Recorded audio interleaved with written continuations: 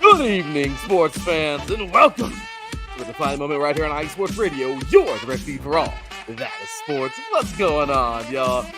Happy Wednesday. My goodness, can you believe it? We are pretty much, more than halfway through June now. And summertime is here. It's cooking us alive down here in SoCal. Hopefully it's cooler where you are.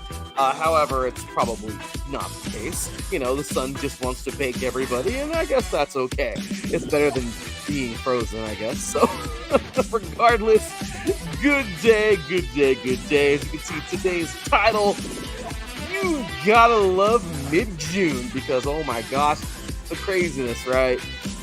Oh, my goodness. The NHL final, man. Stanley Cup final has concluded. The Panthers reign supreme atop of the NHL back-to-back years. What a special season it was for those guys. Will it be a special season for the Thunder? Or, will those Pacers come back to make it? I don't even know how it could be more specialer. Both of them, obviously, got everything on the line. But we'll talk about that in just a bit. In the NBA, Jair Alexander, y'all, making his way to the Ravens to play with his college teammate. I love that. Lakers, was this good? Was it bad? The Buss family did something today we'll get on into. Also, WNBA, I'm just going to say it, this league is more hardcore than the dudes. Caitlin Clark, you're one tough cookie. And, we got plenty to talk about today in that. In the MLB, we got a blockbuster trade, ejections, and some series that don't make any sense. Looking at you, Yankees. Really looking at you, Angels. College World Series. Man, we have one team through. Remember those Chanticleers from 2016 that beat Arizona and won their very first ever D1 title ever in the history of ever in any sport? Yeah, well, they're back. Who will they play? Those two teams are playing right now on that TV screen. We're going to get on into that. But MLS and WSL news, CONCACAF Gold Cup is fun. The FIFA Club World Cup, fun. We have a UFL champion for a first-time UFL champion. Who is that? Oh, they defend well. Actually, they don't, but we'll get into that in just a little bit. Some boxing news, Formula One in Canada, NASCAR in Mexico, Bommarito 500 Indy, and the 24 hours of Le Mans. Ladies and gentlemen, NHRA action coming your way, IndyCar, NASCAR, IMSA at Watkins Glen. We're going to have ourselves a little fun show tonight. So, grab something delicious, grab you something tasty to sip on, and let's get ready to talk an hour of pure sports coming your way. You are now tuned in live to the Defining Moment right here on iSports Radio. Your direct feed for all. That is sports.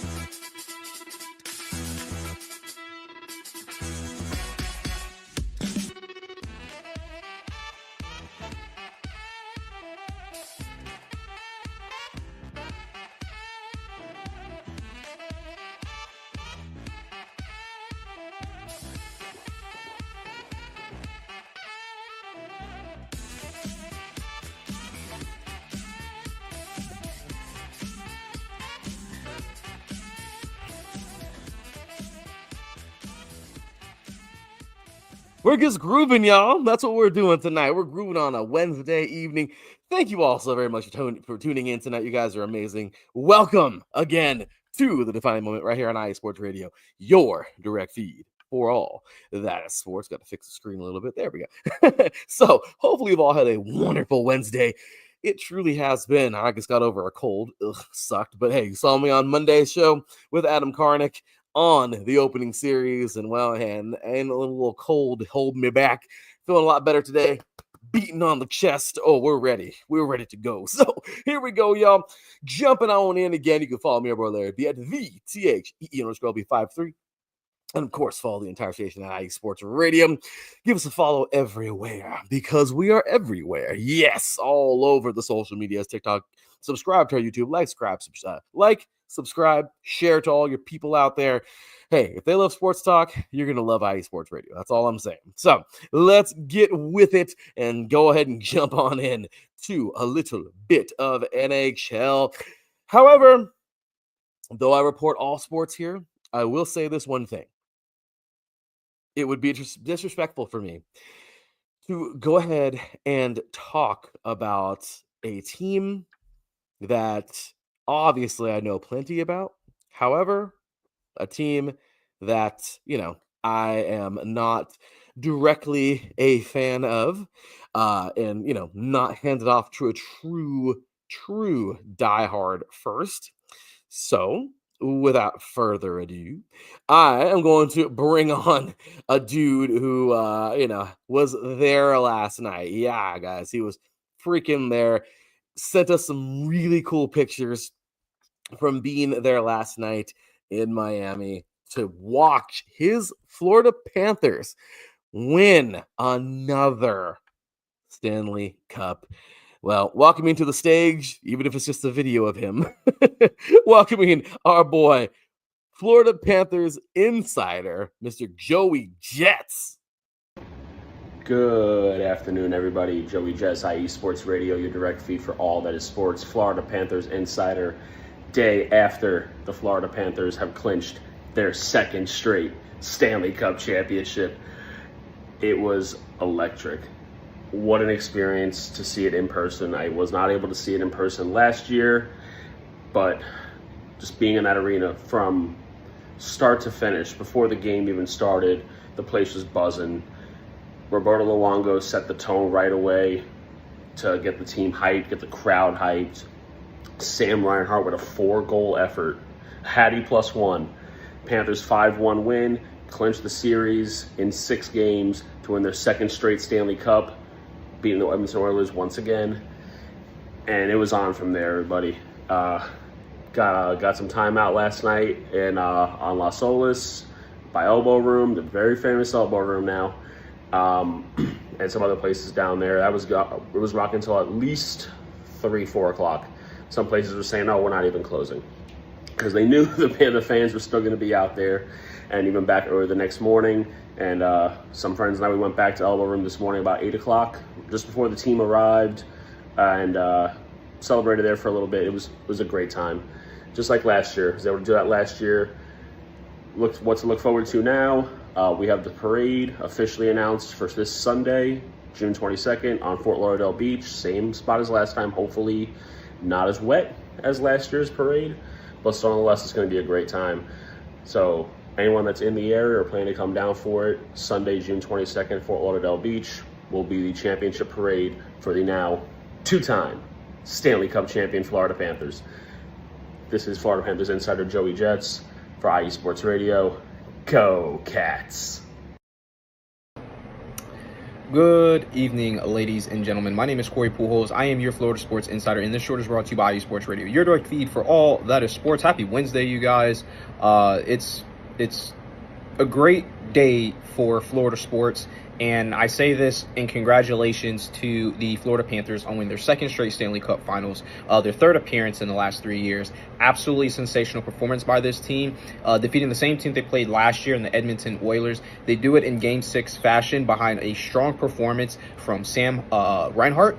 Absolutely sensational offense put on by the young man. Really, the entire game, he was just completely solid. Again, scoring 4 goals, just incredible. And so with this roster and this performance throughout the playoffs, not just that single game or that single series against the Edmonton Oilers, but this entire playoff series, this team has been phenomenal. Once they beat our beloved Tampa Bay Lightning, from there it was that or bust, for us. And so congratulations to the Panthers on riding this series and continuing to keep the Stanley Cup here in the state of Florida. Over the last 6 years, the two Florida teams have combined for 4 championships. Again, over the last 6 years, 4 championships, 2 by the Lightning in 2020 and 2021 before losing to Colorado in 2022. And then the Panthers losing in 2023 to LA was the only other loss for a Florida team in the Stanley Cup.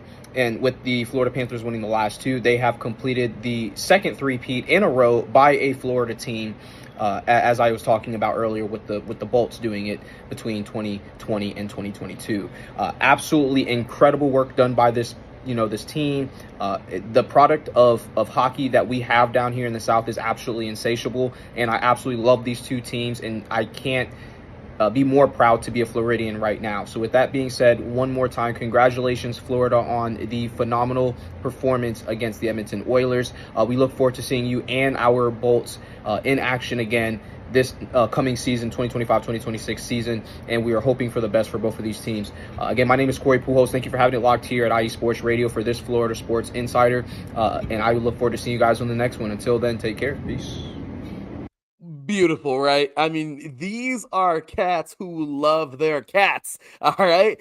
It was honestly truly amazing to see these guys get it done. I mean, what a championship, right? And it's something that's so special, something that you can only hope for. In 2007, when I graduated high school, because I'm freaking old, my Anaheim Ducks won their first and only damn championship ever. And you know what? It felt great. So when your teams win it, I got the luxury of seeing a Lakers three-peat in my time. Okay. When I was in like middle school, and I got a chance to see a lot of greatness in certain times. I mean, the Kobe era, the Dodgers recently right now finally getting it together. The Angels winning one when I was in high school or middle school in '02. So I mean, it's been great to see that. USC nearly pull a three-peat when I was in high school. So, the Galaxy winning all of those from the high school all the way till last year. I mean, seeing my teams do great things, it feels great, doesn't it? And unless you're a Raider fan like me, but hey, I got other teams to make up for it. But I'll tell you, this is so true. And you gotta love it. You gotta love these guys because they definitely brought it and told you exactly how it was for them. So congratulations again to the Florida Panthers. Big ups to Corey Pujols, by the way, is our Florida insider there. Got lots of insiders here on iSports Radio, so tune in for plenty of those. Big ups to everybody in the chat. You guys are very, very, very awesome for jumping on in here. Yeah, I think I've seen Brian say that a million times already in our chat today. We're welcome for Mark. Yeah, he is a dynamo, and so glad that he was aboard to win a cup there with those guys. And Taryn dropping it on here saying Florida, obviously they become a title state. Pretty cool. They did their thing. That's right. The national championship in men's basketball, the Valkyries and the PVF, and the Panthers winning right now. And the Stanley. I mean, they've done so well, you guys. So I'm really, really excited for the state of Florida right now. Those guys have done so much. There's some great high school football. They just got a lot going for them right now, man. So, all righty. Well, again, congratulations to this great team, man. The Florida Panthers get it done. Sam Reinhart, man, huge game. This guy scored 4 goals, the first to do that in a cup, I think, ever. Amazing, right? Or actually, no, I think it's the first time since where is it at? 1957, somewhere right around there. But that's amazing. I mean, he has definitely sealed his place as a playoff hero. Sam Bennett, sorry, the MVP. Bennett led with 15 playoff goals. Amazing, right? And of course, won the Conn Smythe Trophy for his tough, gritty, all-around play. Man, the guy's incredible. Bobrovsky, of course, strong goalkeeping. This guy, 28 saves in the final, helping shut out stars. Like, obviously, you've seen the great Connor McDavid. unfortunate for him, man. Drysdale. I mean, it's tough to see those guys lose it, right? But as last night you guys saw on, for those of you tuned in to the Neutral Zone, seeing our very own Adam Karnick and another of our Panthers insiders, Mr. Josh Ritter, talking all about that, especially Josh, post game right after it all fired up. Just amazing job to those guys. Really, I feel like it was the depth, guys. It really was. And that's something that Josh said last night, too. Key players plus new additions like Marchand and Seth Jones, they gave Florida like beyond crazy skill and experience. There was no way they were going to lose this, guys. Marchand scored 10 goals in the playoffs total. You gotta know, right, that you gotta see legends when they're there and notice them and recognize them. So this guy was phenomenal. The Sun Belt rise, which is pretty sweet. I wrote this here in my notes here. Florida's second cup in 2 years. Obviously, power is shifted down on into that Southeast. And these teams, I love it. Non-traditional teams, we don't really see there a lot. So epic celebration last night. The team's locker room party was wild. You see these guys jumping around and enjoying themselves, and it was awesome. But unfortunately, the Oilers, man, they continue to struggle. This is their third straight final they've lost.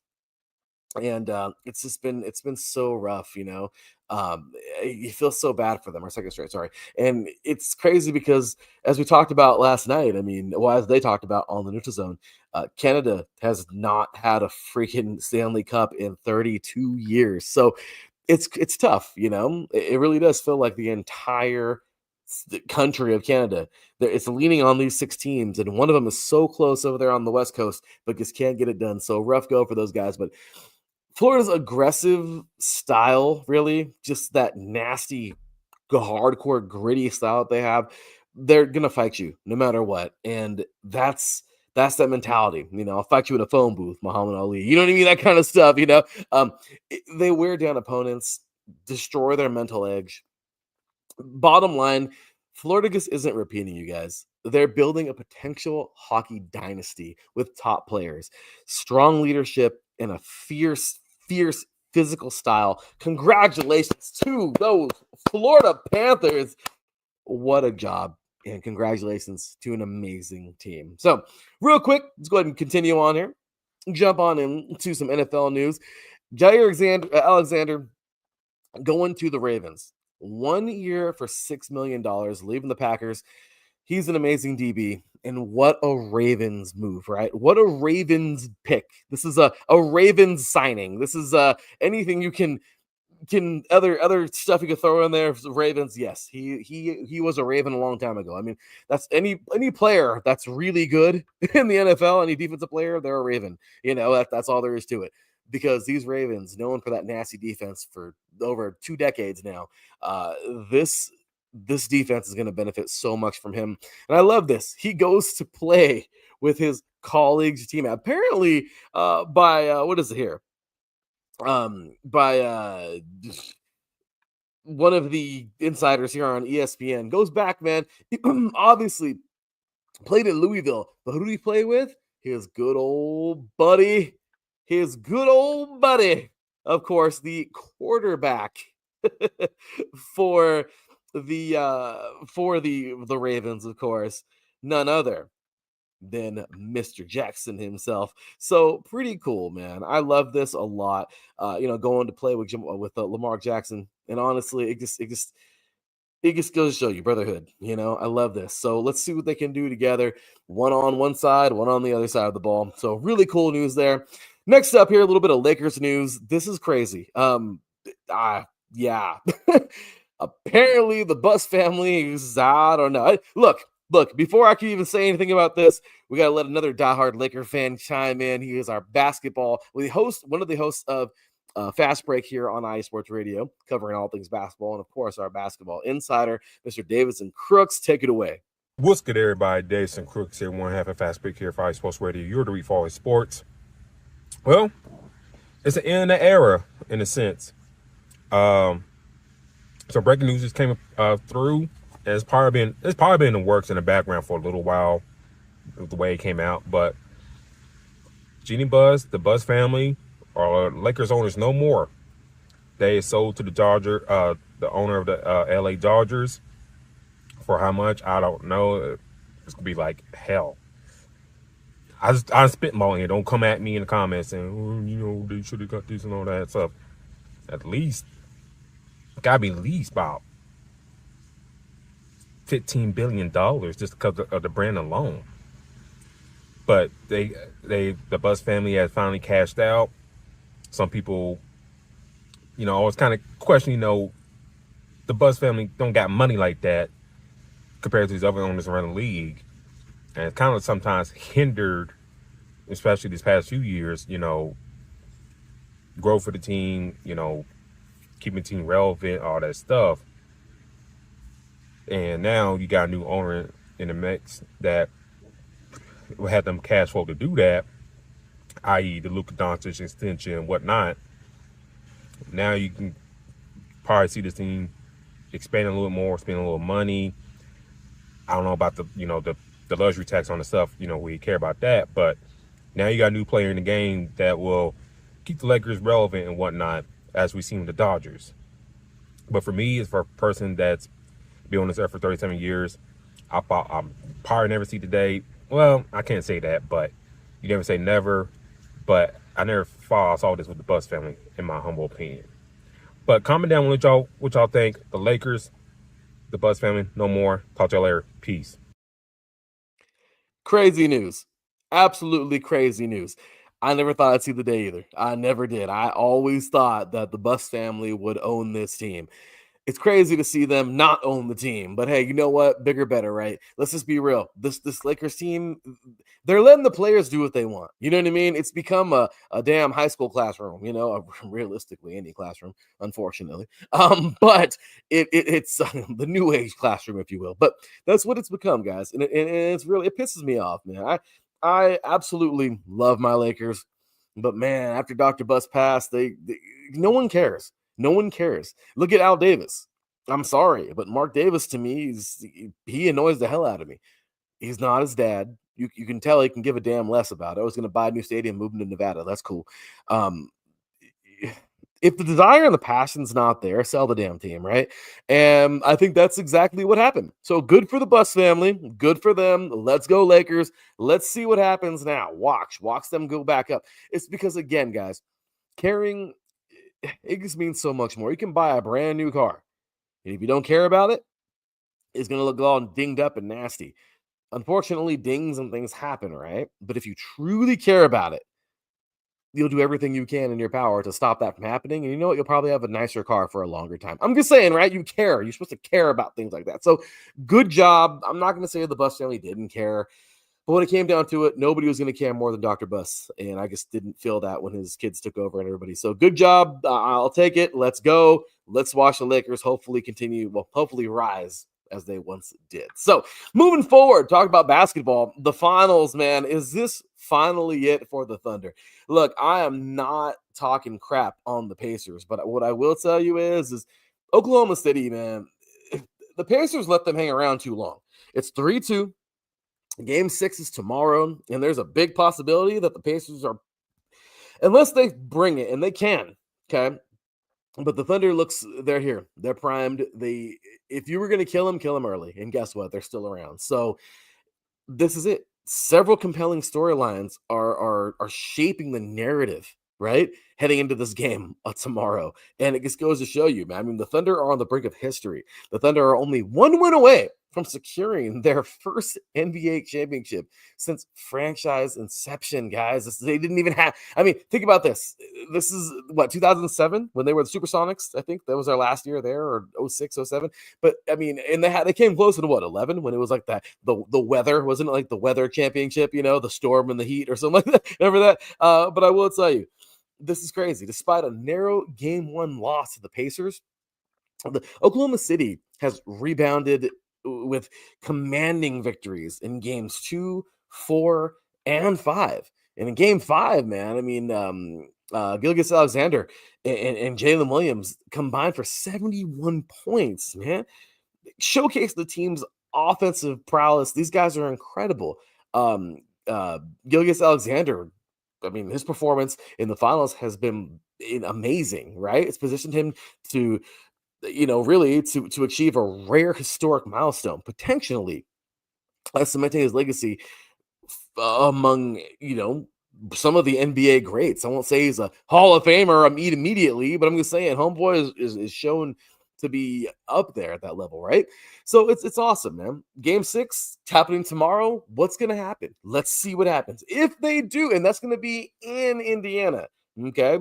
So that is going to be going for the Pacers. However, if the Pacers win this thing, they got to go and win this thing. The Pacers put themselves in a situation where they're going to have to win it on the enemy floor. So let's see what happens. Let's see if they can do it. Or will the Thunder, no matter what, somebody's going to win this thing on the other court, the other hardwood, right? So let's see. Who's it going to be? We'll find out. So go ahead and continuing on. The WNBA, man. I'm just going to throw us out there. I don't give a crap.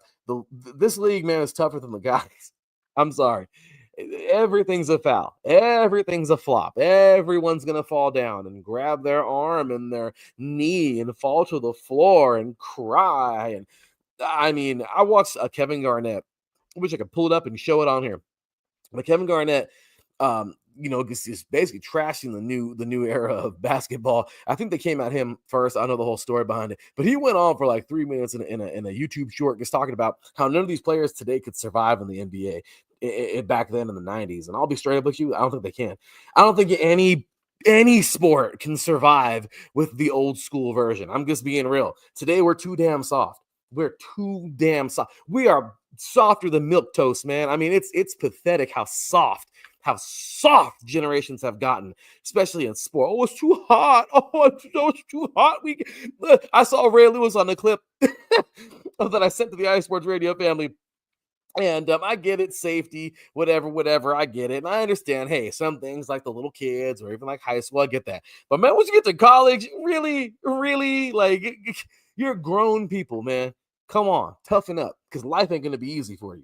You know what I mean? So if you look at it like Ray Lewis talking about, I love it. He's like, why are we coming outside for? I feel he was talking what he was talking to, but anyway, he was talking about, it's just football. It's just football. It gets too hot. Oh, we got to come inside. It rains. We got to come inside. He says, we're soft. What did he say? We're gonna get as soft as bread pudding. And it's the truth, man. It's the truth. I'm sorry. I love sports, but I'm used to the bang bang. I don't even know if I can play football in today's day and age, man. They'll probably arrest me. I'm just saying, like, you can't hit nobody no more. You can't be physical no more. You can't. The whole game is turned into speed. Yeah, speed is great, but if you lay somebody out and people cringe, oh, don't take away from them ratings. Don't take away from them ratings now. Oh no. Oh no. Oh no, the minute people start looking away and turning the channel, oh, we need to change something. Oh, they need more points? Everything is going to be pass interference. Nobody can play defense no more. Oh, whatever the fans want, we give it to them, right? Look, I love it. I'm all for, business and everything. But at the end of the day, sports are a little bit different. And it just makes me mad. And people who like all that crap, man, you're soft too. I'm sorry. I'm sorry, guys. It just makes me mad, man. I hate that. I like that old school version, man. But why I bring all that up is because the WNBA, man, these ladies are banging out there. And I'll take it, man. Caitlin Clark, this young lady she took a beating in the last couple go-arounds, man. Obviously, we talked about one of the crazy things happening. Clark returned on June 14th. Okay, scored 32 points with 8 assists and 9 rebounds, helping Indiana beat undefeated New York Liberty, undefeated no more. Her strong performance excited fans and sparked buzz on social media worldwide, right? It's a classic story of a comeback and redemption, and I love that, man. In the Commissioner's Cup shift, we have Indiana's win, secured them a spot in the Cup final, showing they're a rising team with stars like Clark, Bonner, and Cunningham. I mean, they're amazing, right? Clark's return changed the season's power balance, basically shaking up the usual top teams. I love that. But then getting into this right here, Tuesday's rough game in a physical game against Connecticut, Clark was poked in the damn eyes, man, and then shoved to the ground. Like, she wasn't even shoved, she was hit, leading to a fight and several penalties. Crap going on and everything.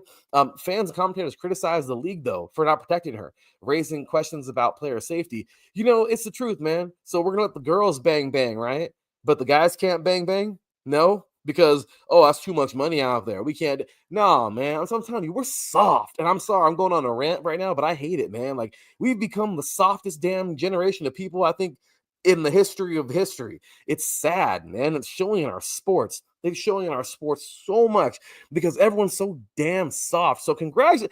I'm not trying to say promoting all this nonsense to bang bang with but I mean to target people. But what I'm saying is Caitlin Clark is tough, man. She's tough as all hell. She'll take the beating, get up and fight, keep fighting. I mean, that's toughness, guys. That's toughness.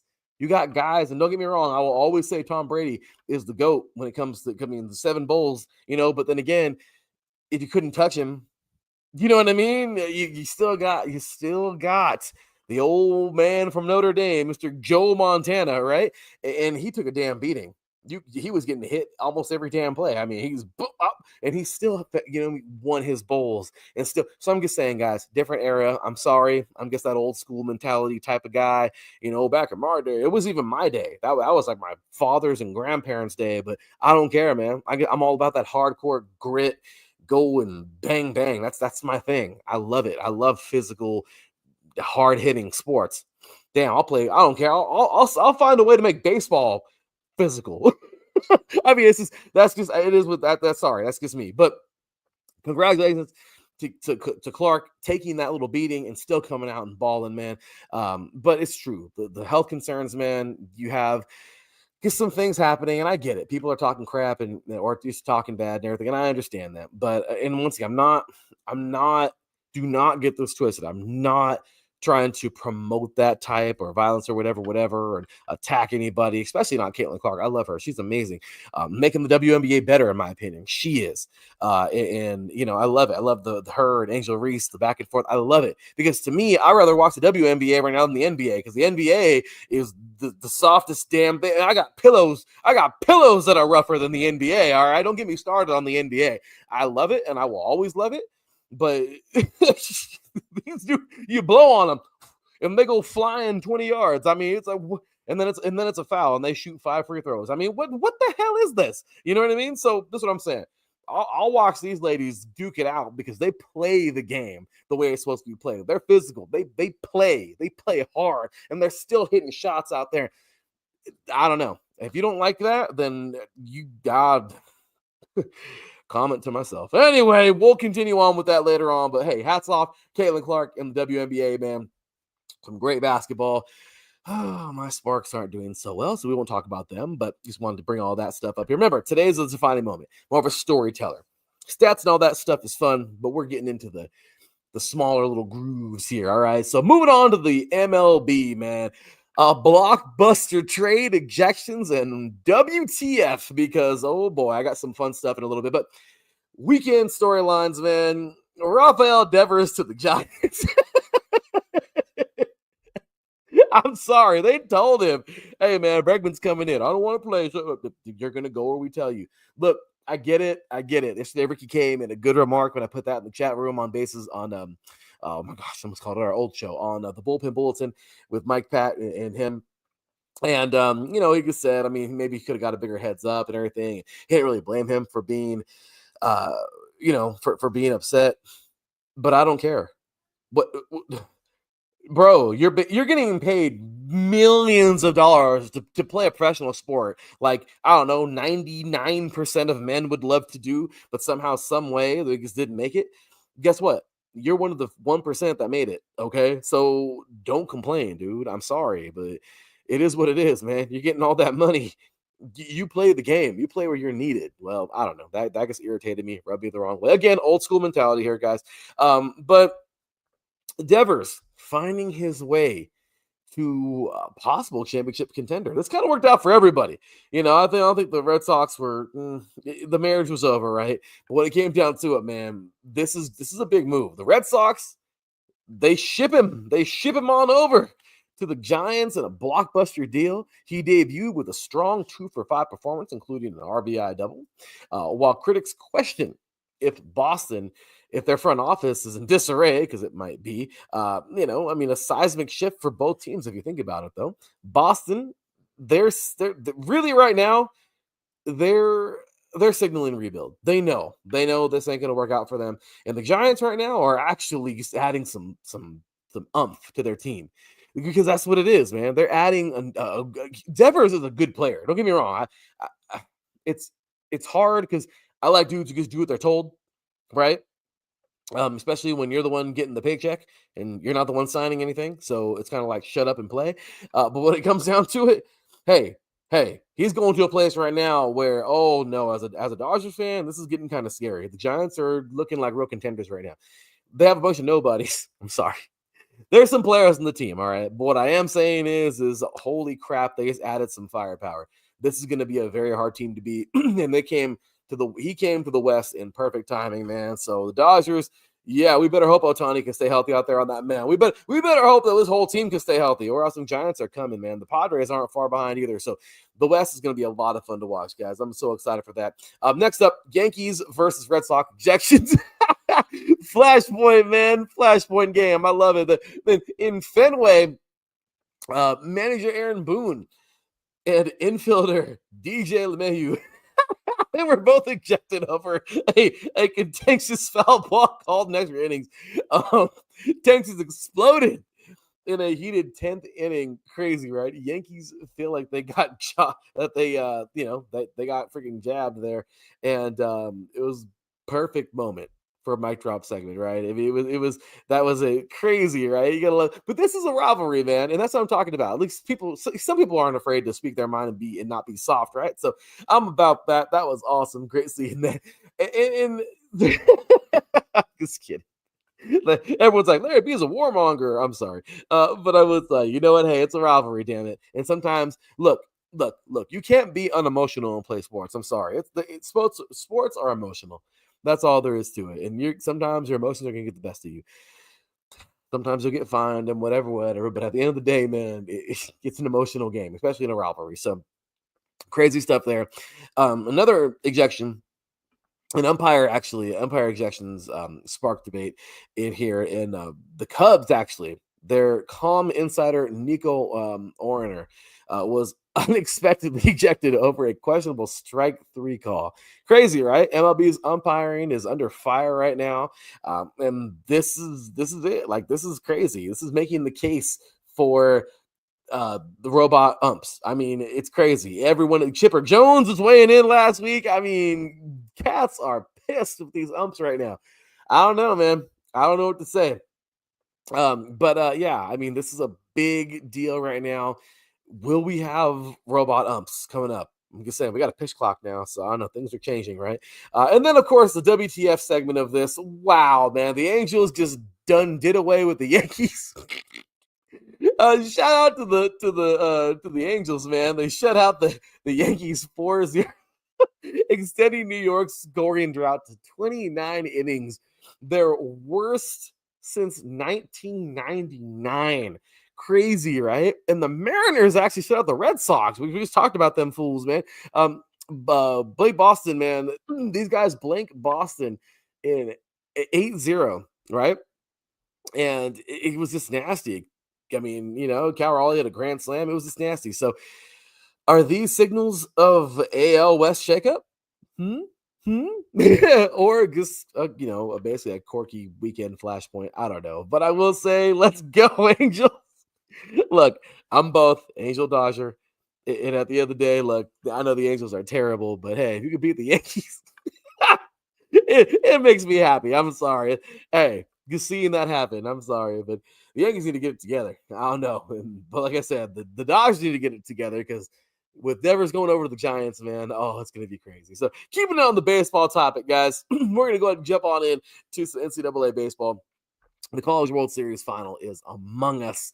And Gage Woods, man, historic no-hitter. He's the only person to ever throw a complete game no-hitter. They had a combined no-hitter in like 1974 or something like that. But regardless, amazing, right? The dude is incredible.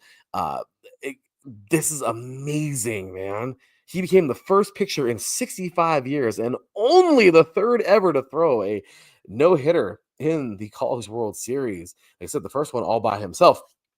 And he struck out 19 batters. That's crazy. in a 3-0 victory over Murray State. Poor Murray State. You feel for them. I want them to do good. I wanted them to shake some things up like Coastal Carolina did in 2016, but Coastal Carolina is still here and they're still shaking things up. So I don't know, but the dominant outing, it kept the Razorbacks alive, man. And it spotlighted Wood as a top MLB prospect. I can't say any more about this kid, man. Great job for him. Great stuff there. But going on to Murray State, man, the Cinderella story is over. They have, I mean, my gosh, they're a small school, guys. They can't have more than 9,000 kids there. I don't know, but it's crazy. They don't have a big stadium. They don't have a big school. But this little school from Kentucky, man, congratulations to these guys. They were the Cinderella story, but got shut out, unfortunately. But hey, still, big ups to those guys, man. They played hard. They came out. They did their thing. And that's what it's all about, right? So, hey, they made it. And congratulations to those guys for getting this far. Arizona's early exit, though, man. Whoa, Arizona dropped their opener. And after an 8-3 loss to Louisville, man, Coach Chip Hale acknowledged that fundamental errors. But he didn't, he praised the team's resilience, but he basically, just said that this is it, rebuild, saying that there was too many things that went wrong. And there was, guys. This is just a crappy deal. I feel really, really bad for those guys, but it just wasn't going to happen, man. So really right now, it's this is it. Let's go ahead and continue on right now and just talk about the bottom line. All right. So at the end of the day, right now, the Coastal Carolina won it earlier. They defeated Louisville. And right now, we got good old Arkansas going head to head with LSU. It is a very good game. I got it on the TV right now. And I'll tell you, this is, oh man, I love it. I love this time of year, right? It's 1-0 Arkansas right now. Will LSU make this thing happen? Can they come back? It's only one damn run. Or will it be Arkansas with Gage Woods and company headed to take on this steaming hot Chanticleer's team? We'll find out. So, all right, guys, we take ourselves a quick break. When we come back, man, we're going to jump on into some soccer. Then we got some boxing coming your way and some auto sports to close out the show, man. You are listening to The Defining Moment right here on iSports Radio, your refuge for all that sports. We'll be right back after this.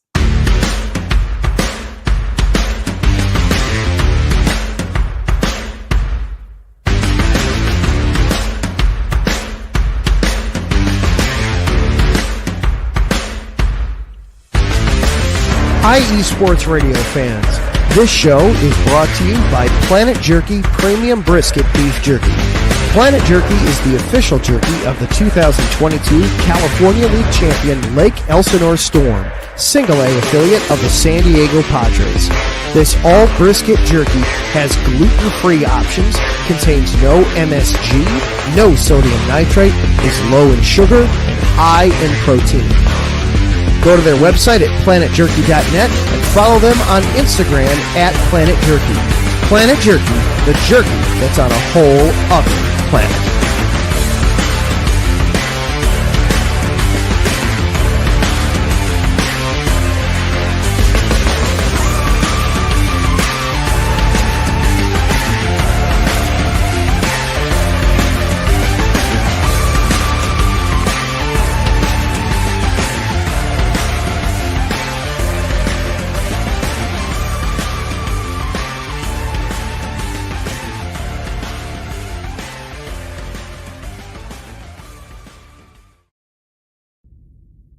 Rise and shine. It's 4 a.m. The stars are still out. The sun is beneath the horizon, but it's time to punch in and go to work. The comfort of your warm-ups turns into the grinding out of your reps as the clinking and the clanking of the plates create a symphony of euphoria. There's no other feeling like it. Earn it, burn it, and take what's yours. iSports Radio has proudly partnered with Vital Apparel, a brand that not only fits great, but also promotes and donates to mental health research. Use our code IESR to get 15% off their comfortable and inspiring gym wear and help them on their amazing journey to support mental health. Go hard, take part in your iron therapy, and be strong. Because when your mental health is as strong as you are, there's no telling how far you'll go.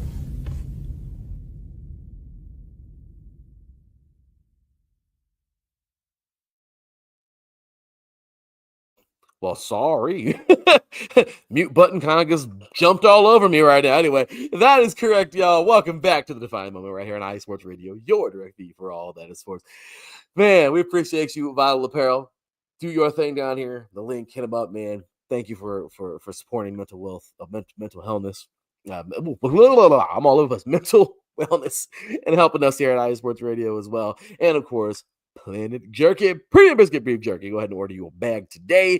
Enjoy this summer of baseball and auto sports and soccer and all this crazy stuff going on right now. Anyway, y'all, let's go ahead and continue on, man. We're having ourselves a great show. Thanks to all the homies texting me. Give some funny text messages. And I'm sorry, y'all. I just had to go in on the softness of today's athletes. I'm sorry. I'm sorry. I am mad. I just soft people, man. Soft people. It just makes me mad. But again, hats off to Caitlin Clark and the WNBA for being bang bang and still playing hard. And it takes me back to the time where the NBA was actually good, 90s. So anyway, with that said, guys, what's going on? Our boy Daryl Kinsey Jr. We're actually going to hear a clip from him in a little bit talking about, well, some bang bang action going on in NASCAR. So anyway, guys, we're gonna go ahead and continue on here with a little bit of soccer. We got some NFL, some obviously starting things off with the NHL again. Congratulations to the Florida Panthers winning back-to-back titles here. We talked some sports around the diamond, both college and MLB. Let's get into some soccer, man. Get some real quick in the MLS. So real quick, man, some crazy stuff going on. This is crazy. Ty Barabo, I believe. I don't want to butcher his name, but of the Philadelphia Union, they've been pretty good this year, right? He's their top scorer. Well, unfortunately, he's trapped overseas right now. This is crazy. I guess we learned earlier because of the missile strikes and everything going on in Israel and all this crazy stuff going on in the airspace. Interestingly enough, he's actually stuck there. It sucks, and I guess to pray for him and wish him all the best. I really hope he can come back soon and come back home and more than anything, just be safe. Obviously, I know he wants to come back to his team, but I say prayers and while all this craziness gets sorted out, I just hope that he's okay. But yeah, man, I'm really hoping that can clear up and he can, get on his way soon. But going to some other teams, man, San Jose, man, the Quakes, there's an ownership change because they suck. So yeah, owner John Fisher is selling his stake to help the A's fund the move to Las Vegas. What the hell? Like, that's crazy, right? But congratulations, man. The A's need to get out of there. Good job. They need to go to Vegas. I'm excited for that. Let's go Athletics, right? And this is raising the question, though, about the MLS stability, though. And I don't know with the what do they call it? The community impact. Overall, guys, I don't know. I think the MLS is just fine. But at the end of the day, this is rough, right? And what do you really do? What do you really do? What do you say? Overall, hey, cool. I like the move, I guess. And we'll see what happens. But I don't think anything's going to be wrong with San Jose or anything, and especially not the Athletics. So anyway, I know it's baseball. But so DC United, man, they're struggling. A 2-0 loss. Made DC United winless in 7 games now. That sucks. Showing big problems with coaching players and team morale. And overall, guys, DC United is there. I mean, they could be worse. They could be the Galaxy, right? But this year has just been a rough go for those guys, like some other teams. Yeah, so Yao Klaus, I want to butcher his name there, but got a hat trick the other day. Okay, good old he plays for St. Louis City. He scores their first ever hat trick in a 3-3 tie with, of course, the LA Galaxy, right? Because the Galaxy can't beat nobody or tie anyone. I mean, they can draw everybody, but they can't beat nobody. They got a couple wins in the year, one. So earning MVP honors and making his club history, pretty cool for that. Next up, this is kind of crazy. I know there's a lot of stuff going on right now, and a lot of protesting. And wherever you stand on that, that's your business. But there is a different kind of protest going on at the moment right now because the Seattle Sounders are like low-key protesting they're not protesting, but they're like, so I got some news here that the players protested low bonuses for the Club World Cup with shirts. I did not see this, but they were wearing shirts that said World Cup cash grab. Crazy, right? Wow. Basically, this is highlighting player pay issues amid FIFA's big money.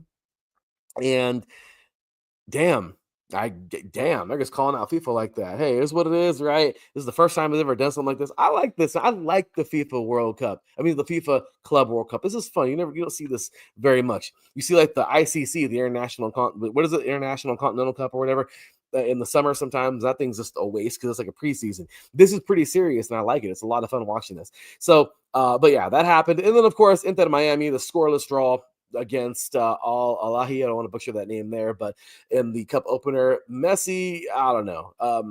I love him. He's a great athlete, and with almost scoring in the front of all those fans, man, this was a mix of big ambitions and a tough reality. You know, obviously Messi is getting up there. You know, I don't know if this is going to be his last go around. He won a World Cup a few years ago. He's going to play for Argentina this year. We're going to find out.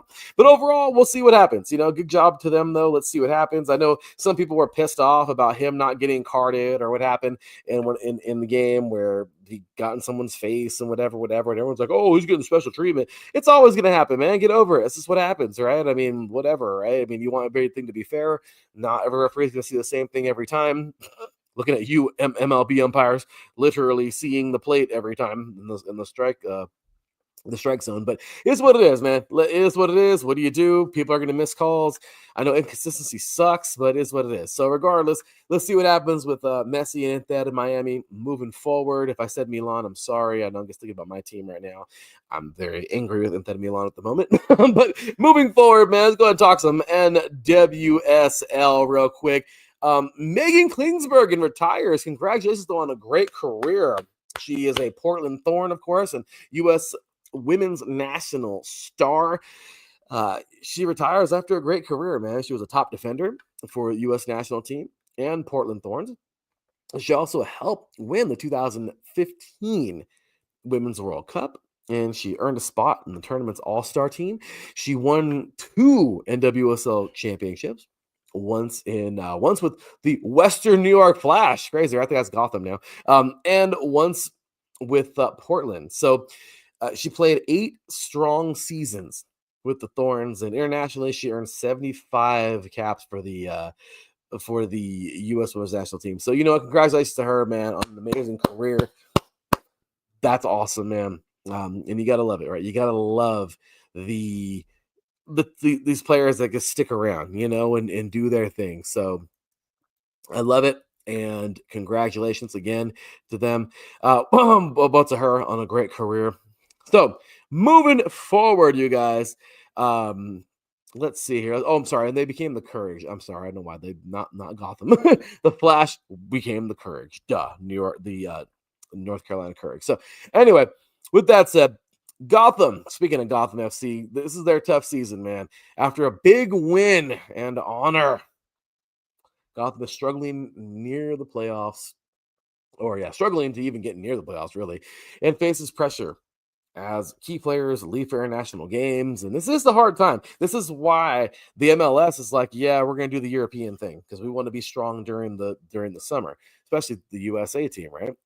And the NWSL, same thing.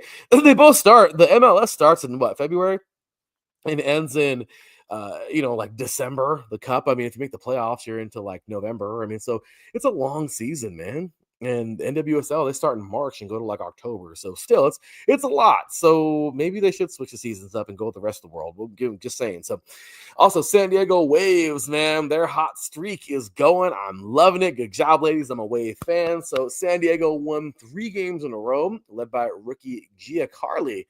She's getting it, man. And I'm sorry, Corley, and making a strong push for the playoffs. So congratulations to her. Congratulations to this team right now moving forward. I'm loving it. Let's go.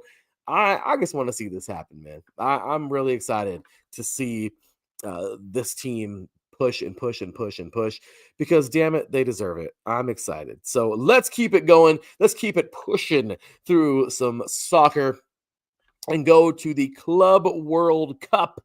This has been so much damn fun. I have been loving every minute of watching this. Right now, we can see Pachuca and Red Bull Salzburg close up Liga MX team and the Bundesliga team. I remember talking about this kind of thing like years ago when we were still on like Spreaker in like 2016-17.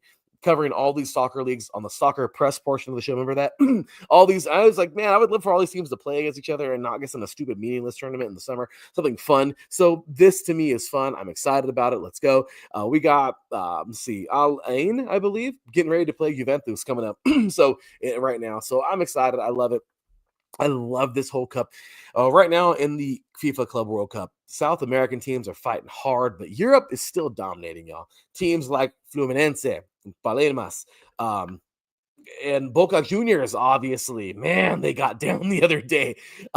They challenged top European clubs, but couldn't break Europe's 33 match winning streak since 2012. So crazy, right? Bayern's, Coman shines early. So Kingsley Coman scored the first goal of the tournament and another in Bayern's 6-0 victory over Auckland City out of New Zealand, showing Bayern's strength. And, well, I mean, they better be damn strong. They win the damn Bundesliga every year pretty much. So Lewis's red card sparks debate. This happened earlier, or actually, when Man City played. Man City's Rico Lewis got a controversial red card late in the game, causing mixed reactions. And I don't know. This is kind of crazy. Though Coach Guardiola defended him, I guess. I don't know. I don't know what happened, but crazy, right? You gotta love these controversies, man.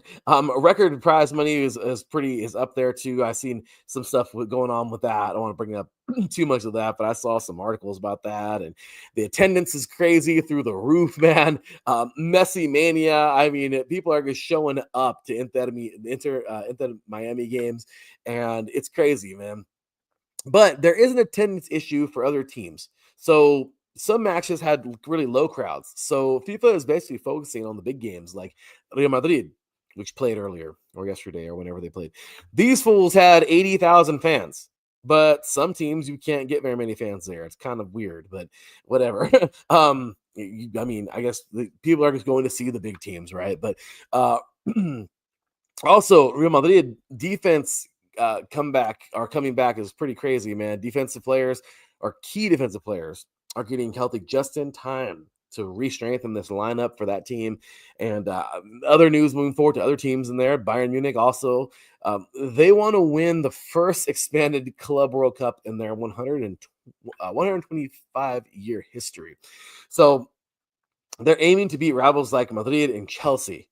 But can it happen? We'll find out, man. I'm loving this new tournament format. It's really cool. The event now has 32 teams, but faces criticism, though, over scheduling and player health from leagues and the unions, and I don't know. But anyway, what to watch, though, man? Botafogo has played so well. Well, these fools came out. I don't know. But continue. PSG, Flamengo. I'm just so excited, man. This is fun. This is a soccer fan's dream, right? Chelsea, Real Madrid. Man City, not Man U. South American clubs are getting down, man.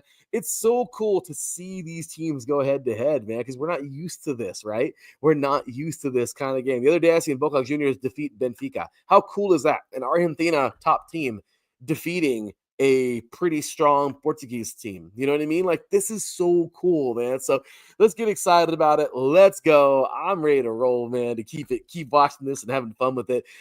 Overall, the 2025 Club World Cup is exciting, man. There's stars, big money involved in this.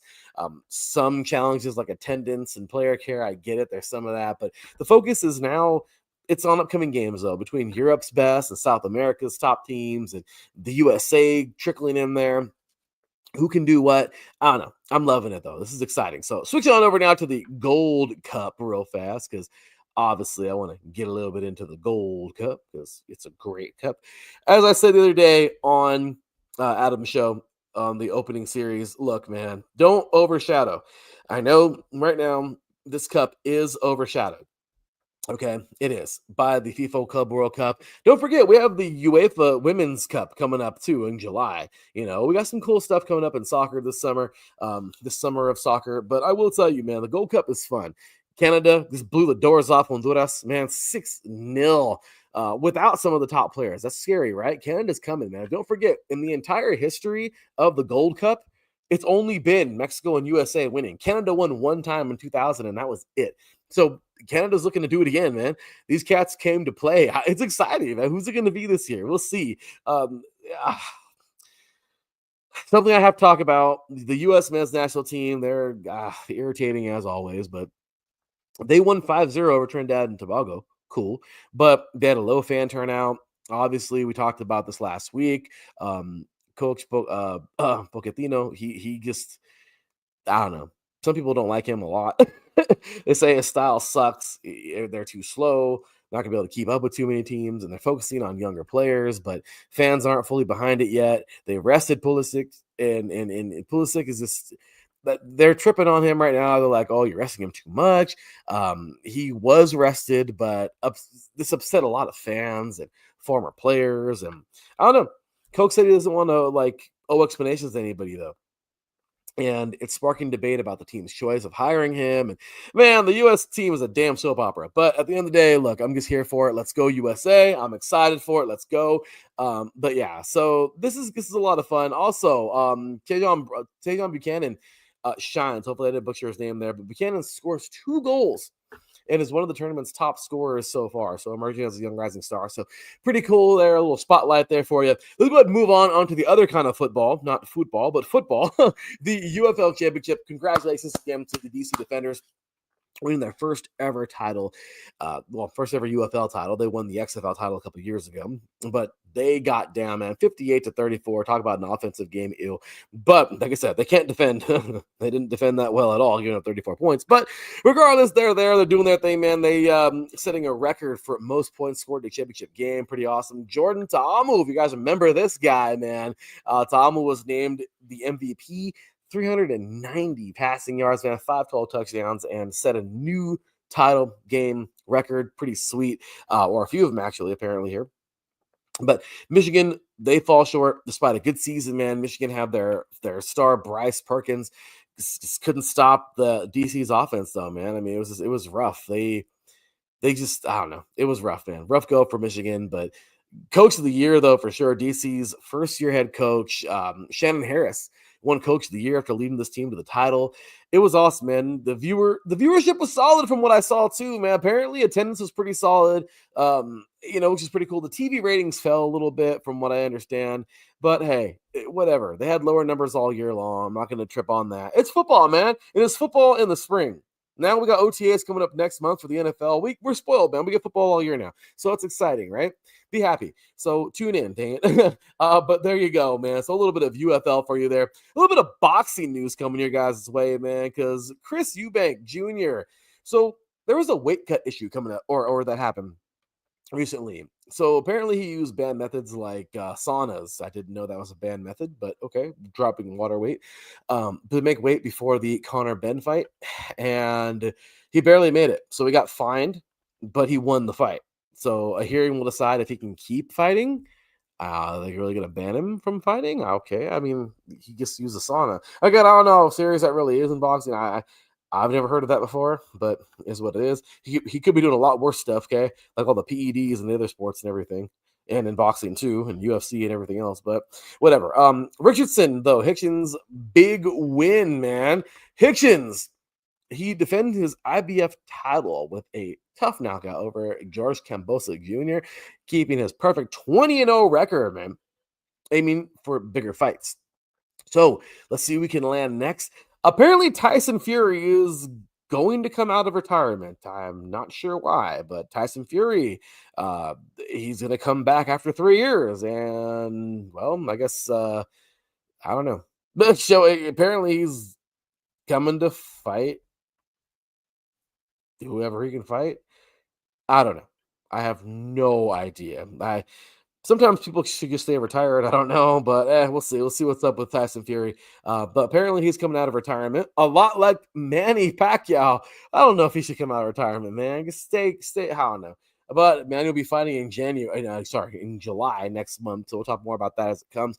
And then, of course, Andy Cruz breakthrough, man. Cuban star Cruz knocked down his first opponent twice and won by stoppage, moving closer to an IBF title shot and big pro fight. So congratulations to Mr. Andy Cruz. So We're going to take ourselves one more break, guys. When we come back, we're going to jump on into some auto sports, man, end out the show. We got plenty coming your way. And then, of course, well, then we're going to end it off and hand it on over to Taryn for tomorrow on Lead Off Thursday. So with that said, y'all, hang tight. You are listening and watching the Defining Moment right here on IE Sports Radio. Your direct feed for all that sports. Be right back after this.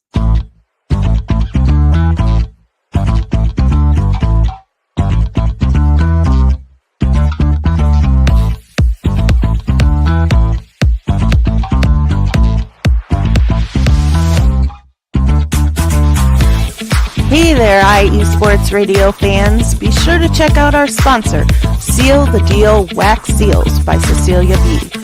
You just finished your very own wedding or baby shower invitations and you're looking for that extra special touch? Maybe you just wrote a letter to a relative or a friend and you want to add to their smile when they receive it. Then seal the deal with Cecilia's handmade sealing wax stamps for your invitations, letters, and gifts. You bring the deal, we'll bring the seal.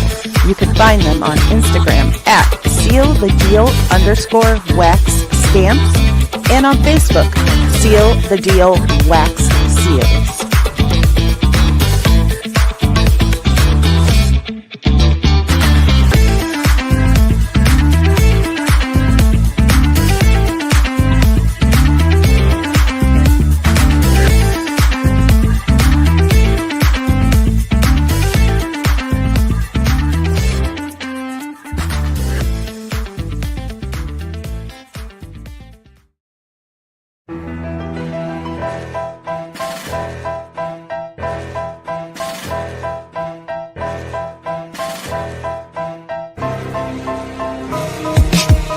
For the last 10 years, IE Sports Radio has been bringing you amazing content ranging from interviewing legendary athletes, coaches, and other authorized media personnel to building tailor-made shows dedicated to all major sports cities around the country. Make sure to follow us at IE Sports Radio on X, Instagram, Facebook, TikTok, and YouTube to keep up with the latest in sports and with all of our shows. Also, make sure to check out our daily updated website at iesportsradio.com. At iesportsradio.com, you can see our daily show schedule and check out all of our show pages with personal bios to learn a little bit more about each of our awesome hosts. In addition to our show pages, you can catch the IE Sports Radio blog, Hall of Fame, Fans of the Month page, and our merchandise shop including t-shirts, tank tops, caps, long sleeves, hoodies, and more. For now over a decade here at IE Sports Radio, we've continued to be by the fans, for the fans, and we thank you all for your support and for making IE Sports Radio your direct feed for all that is sports.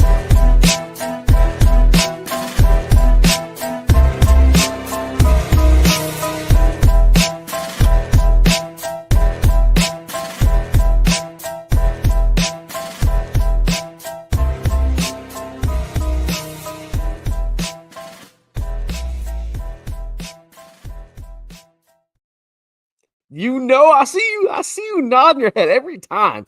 Got that West Coast style beat bopping, you know what I mean? Just getting it. Anyway, y'all make sure you give us a follow all over the place down there in social media land. Check out our website, man. We appreciate you guys so very much, man. Thanks again for everybody. Apparently, I was being mean. Getting some text messages, man. Apparently, I was being mean to the athletes again earlier. I got a few more right now talking about, man. You need to stop being so mean to everybody. Look, man, I'm just telling you, I don't care. I'm just telling you the truth. That's all there is to it, man. We've gotten soft. The athletes have gotten soft. That's all I'm saying. Not all of them, but a lot of them have gotten soft. I guess that's what money does to people. I don't know. But anyway, with that said, man, let's go ahead and continue things on here. We just finished up talking some boxing. Let's go ahead and finish things off with some motorsports. Vroom, vroom. You know, let's go do it, man. Formula One, the Canadian Grand Prix. Well, gee. Gee golly gosh. I don't know what else to say. Formula One is actually fun to watch this year for the first time in a long time because not just one person is dominating the damn series. So it's really nice to see that. Wow, George Russell. Okay, I thought this was going to be Max's start of his comeback here, you know, and no, he got the pole and he held off Max Verstappen. He got his first race of the season. He helped Mercedes close the gap. I mean, just what a job, man. Congratulations those silver arrows, man. They actually got first and third, I think. Both of them, they got a podium this race. So good for them, man. I'm happy to hear that. Happy to see that. However, Verstappen was pissed off. Apparently, the Red Bull was pissed off, man. They're protesting the Russell win, which is crazy. Total Wolf scorches Red Bull, man. For this is crazy, right? For filing up petty and small protest after silver win at Canadian Grand Prix. Apparently, Red Bull's playing the victim over here, and they're playing mind games, and they're just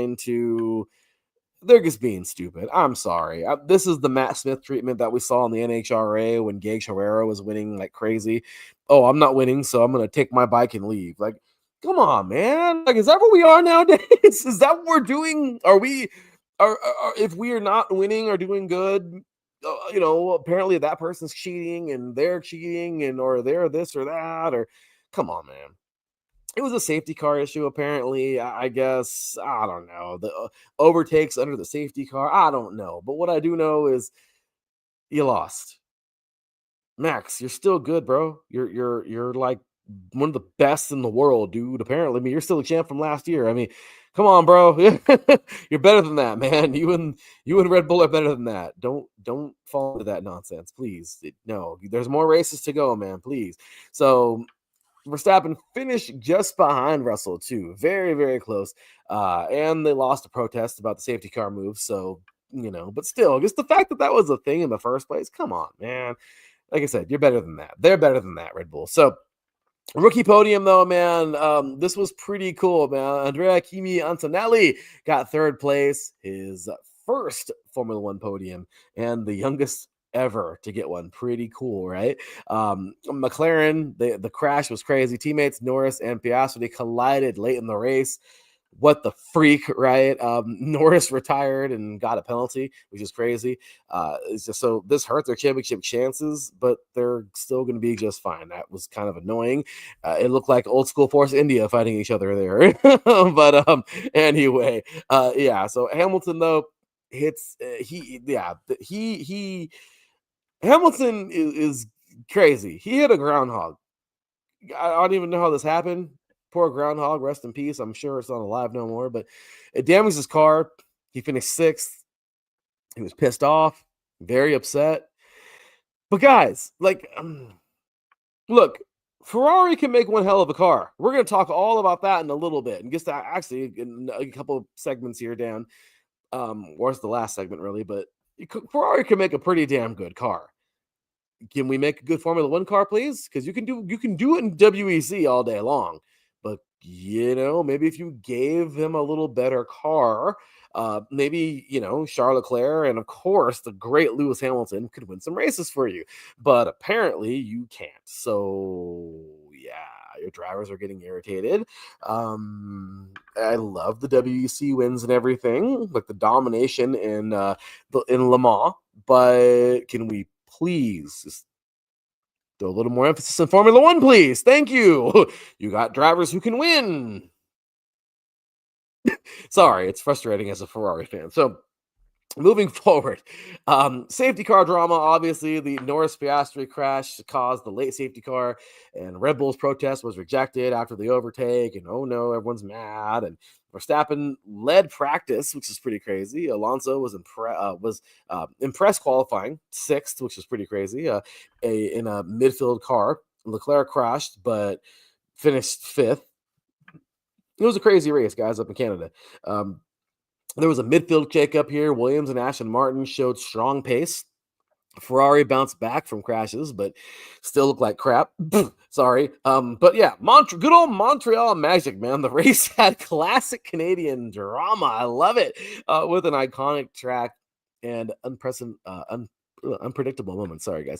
And I can't even read my own notes. And it was cool. The title battle is great, man. Piastri leads Norris by 22 points. Verstappen is closing in, but risk penalties. And I don't know, this is great. Team tensions are rising.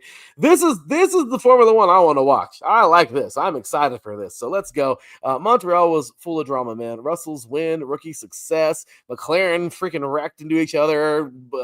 Hamilton hit a freaking groundhog.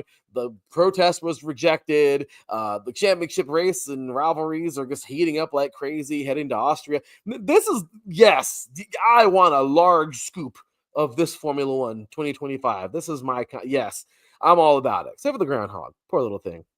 Poor little thing. But other than that, I like the rest of it. Let's go. So anyway, let's go ahead and move forward, guys, into some NASCAR. Yeah, the Viva Mexico 250 in La Ciudad de Mexico, of course, Mexico City. Guess who won? Does anybody want to guess who won? I'm sure you already said it. You just didn't type it fast enough. Yes, SVG, Shane Van Grigsbergen, out of Auckland. I don't know why I did an accent there, but I guess he has an accent. So I guess anyway, he is a great sports car driver, obviously one of the all-time greats. They showed him working that clutch, man. Oh, he just pulled away from everybody. And people were like, "Oh, you can't drive stock cars on the track." Ha ha! Shut up. This dude was rocking and rolling that street course, man. Just incredible job, man. Just making that NASCAR do whatever he wanted it to do. It was amazing, and it was great. The Australian driver looked amazing. All right, by way of New Zealand, whatever you want to call it. But he secured his second Cup Series win. He finished 16 and a half seconds ahead of Christopher Bell, which is amazing. This is crazy, man. SVG's performance was praised for his consistency and adaptability to challenge the challenging road course conditions too in Mexico City. So pretty cool, man. Congratulations to SVG, man, for winning that thing. Christopher Bell's performance, let's talk about that for real quick. Bell acknowledged that SVG's superior pace. He did acknowledge it, but he expressed confidence in his team's ability to improve their future races. I like that a lot. Daniel Suarez, he, of course, won. He won his home race there in the race before on Saturday, in the Xfinity race. But he became the first Mexican driver to complete a NASCAR Series race in Mexico. Of course, the last time there was a race somewhere else was like 1954. Regardless, though, finishing 19th. So despite the result, he celebrated the event's significance, and his victory in the Xfinity Series race on Saturday was awesome. Next, let's go. I like it. I'm happy. As you know, a former Latino, you know, I love it. Or sorry, former as a wow, I didn't know as a proud Mexican American, really happy for him because you know I'm happy. It's really cool when you see that. You know what I mean? It's really cool because you're like, hey, it's like watching Kurt Busch win at home. You know what I mean? Or Matt Hagan, they're going to Virginia. It's cool when you see a hometown victory, right? So that was cool on Saturday. He finished well, you know, at least decent. He finished the race at least, you know, on Sunday. So it was really, really, really cool. I'm happy. I'm really happy for that. And happy for him, man. Really, really good race there for him. So also pretty cool here too, man. Captain Legs challenges. So in her Cup Series debut, pretty cool. Leg faced technical difficulties, including extreme cockpit heat and damage to her racing shoe, which is pretty crazy, and pedal box. So Linda leading to a 32nd place finish, which is rough. And of course, we have the off the track stuff. Oh boy. Well, our very own Daryl Kinsey Jr. is going to pop in just a few seconds here. But Carson Hovesar's controversy, this whole thing is crazy. So he was fined $50,000 and required to undergo sensitivity training after making a derogatory comment about Mexico City during a live stream. Okay, I get that, but he apologized. I'm sorry, I forgot I wrote this in here. I was getting ready to talk about the Stenhouse thing. So this is something, it is what it is. Kyle Larson had something similar to this. Remember, it happens. People say dumb things. People make mistakes. Whatever.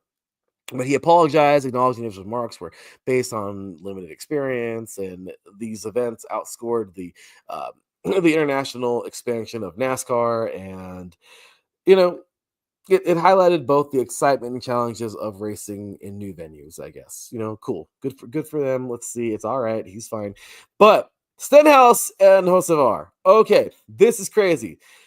At the end of the race, Ricky Stenhouse Jr. will storm himself over to Hocevar's car in Mexico City, accusing him of wrecking him again after the Nashville incident, which was crazy because he wrecked him in that moment too. Hocevar says that they've since talked, and he called Stenhouse post Nashville, calling it like a productive chat, basically. And I don't know.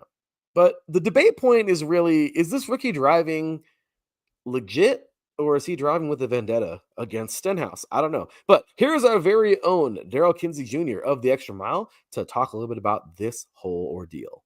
It's Daryl from the Extra Mile with a word on the Hocevar versus Ricky Stenhouse Jr. spat that reared its ugly head at the Mexico race on Sunday for NASCAR.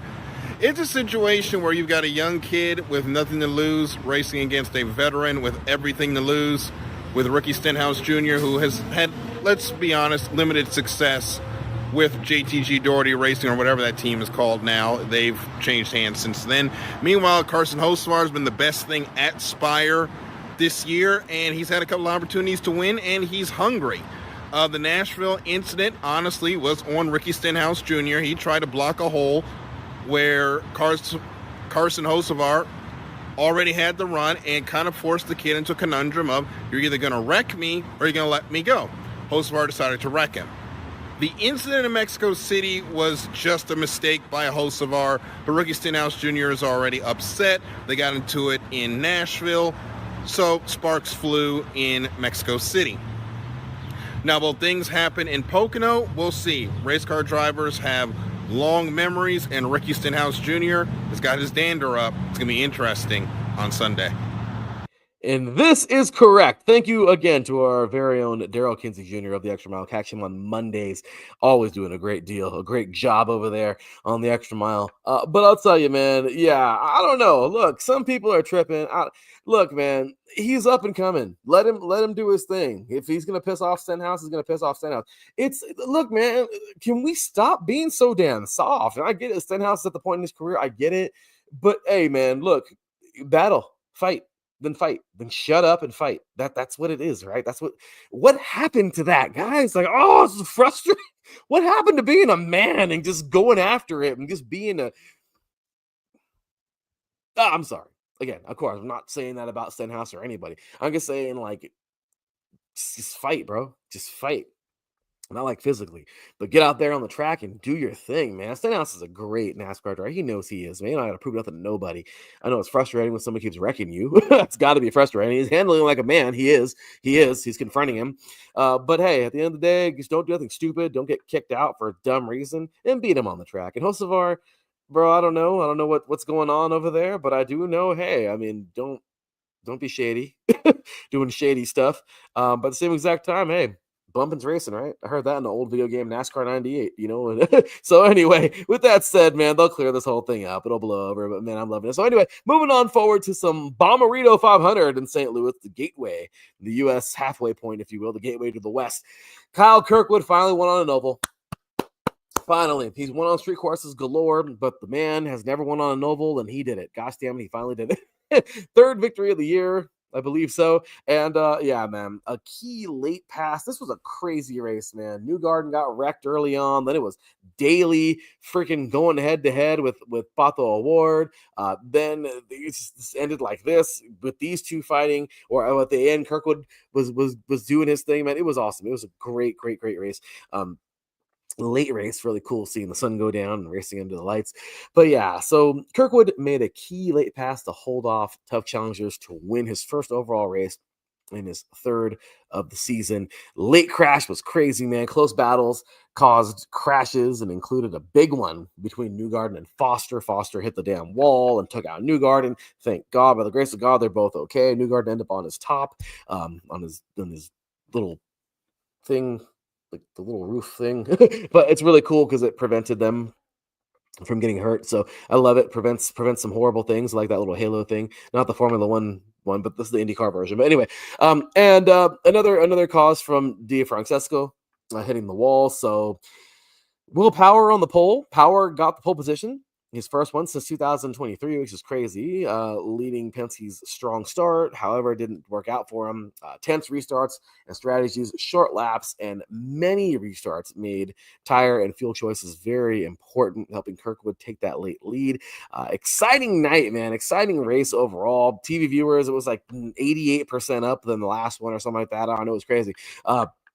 The drivers love the atmosphere. The fans love the atmosphere. That's just a great racetrack, man. It's like a little Darlington. It's kind of cool. One smaller side, one bigger side. It's really cool, man. I love it. I think it's a great track.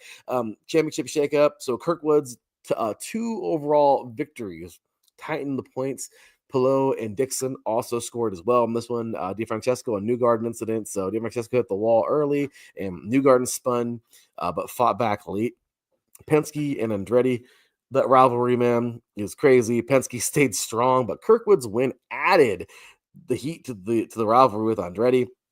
We had a pre-race favorites here. Newgarden obviously was the betting favorite with Pillow and McLaughlin close behind, but it was awesome. And overall, the fan excitement was amazing, despite a little bit of rain delays in there and everything. Fans packed that damn place, man. It was awesome. The stands, they packed the stands for an exciting Father's Day night race. St. Louis really delivered a thrilling, fun oval race with full of drama and strategy and big moments under the lights. It was awesome, man. I really love this race. I hope you guys did too. So, okay, moving forward, man, we got to get a little hyper mode now because they're coming up on 90 minutes here on the show. So, the WEC, Le Mans. It was Le Mans. And I'm going to try to make this fast, but Robert Kubica, man, huge win for him. 40 years old. Kubica won Le Mans for his first time 14 years after a serious crash, which is crazy. Thank God he's still around. He's the first Polish winner ever, showing amazing resilience. That's amazing. Ferrari's team, though, they looked amazing. There was like 3 Ferraris in the top 4. Crazy, right? Top 5. But Ferrari won. The 51 was amazing. This was the 83 that won. Ferrari won Le Mans for the 3rd year in a row in hypercar, using team orders to make sure they finished best overall. I mean, this team, they were not going to lose. They looked strong all race long. They looked amazing. It was awesome to see that, man. The Polish team wins LMP2, man. How about that? Inter Europol, good job to those guys. Polish team gets it done. They won this class yet again, showing Poland's growing strength in endurance racing. Really cool for these guys, making some things happen. And then also here, kind of some cool stuff happening in LMGT3, formerly LMGTE, I don't know, but this race was won by the number 92 Porsche 911 RSR from Mathe Racing. This was awesome, man. These drivers were just on one. It was super cool seeing them win it. This was a big win for Porsche in this category, and it was the last race before the series switched to a new class called LMGT3. Crazy, right? So the team worked hard, and their victory was celebrated by fans and everyone involved. So, guys, this was awesome. Le Mans was as advertised, always a great race. Really enjoyed it. And 24 hours, man, that was hard. I watched the majority of it. It was hard staying up, waking up in the middle of the night, and then I don't know, it was crazy. But it was a lot of fun. I enjoyed the race. It was awesome. So there you go. We're going to switch on over into some track and field, different kind of racing here. Overall, this is awesome, man. Texas A&M and USC tie. This is pretty cool, man. I love this because we have not seen a tie since like the 70s. But some deep stuff here, man. Texas A&M and USC, man, they deadlocked at 41 points after A&M's dramatic second place finish in the 4x4. This is crazy, right? The 4x4 men's relay. This clinched the title, though. Coach Pat Henry secured his 10th NCAA outdoor championship with A&M, underlining his legendary status. And absolutely, man, Pat Henry is a damn legend, no matter how you dice it. And this just really helps cement it even more. But some crazy stuff, man.